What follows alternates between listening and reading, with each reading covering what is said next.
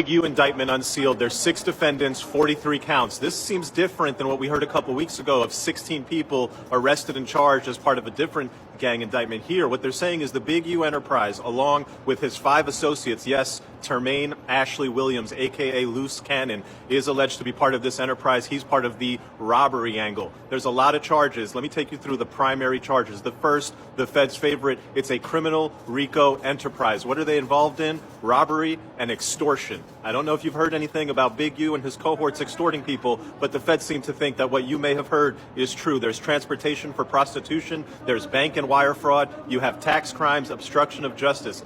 Now, there's a number of different schemes that they're saying the Big U enterprise engaged in. One of them, you've probably heard of it, is the check-in extortion scheme. You're an out-of-town celebrity or a gang member and you want to come to LA, well, you better get permission from Henley, according to the Feds, because a failure to check in will result in robberies, assaults, or worse. They reference that the Check-In podcast, I haven't seen it, I don't know if you've seen it, please direct me to the Check-In podcast, was used to legitimize this practice. The other charge, the murder of a rapper in Las Vegas. R.W., the rapper, was with Unique Music and allegedly murdered by Henley after perceived disrespect.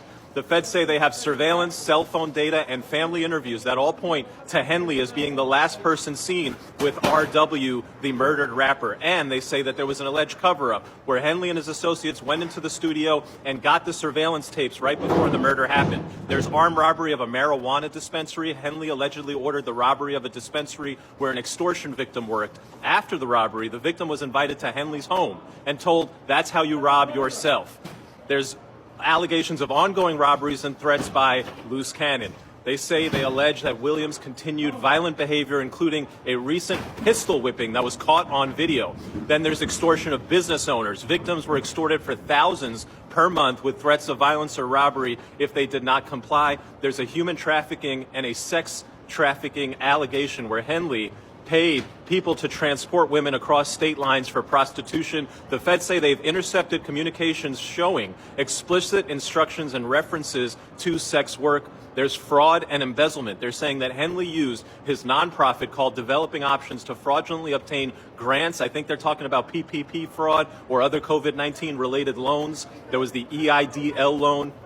And allegedly, he used fraud to obtain this stuff because he lied on the applications about what the enterprise, what the business actually did and who its employees were and how they were going to use the money. Then a nice little ending is, hey, after we announced the charges against him, he went online using somebody else's Instagram account. He got rid of his phones, stopped using them, and then went on somebody else's Instagram account and said, yo, my co-defendants, don't talk to them. They're losers. They're doing wrong. The Feds seem to think that this guy was at the center of a criminal organization that's been running from 2010 to 2025. There's a probable cause affidavit. They said they've gotten all types of search warrants and subpoena returns in support of all of these crimes. The big question that I have that I can't understand is why are there only 6 people in this indictment? And then a couple of weeks ago, we got word of 16 that were rounded up and arrested as part of a RICO enterprise. Stay tuned.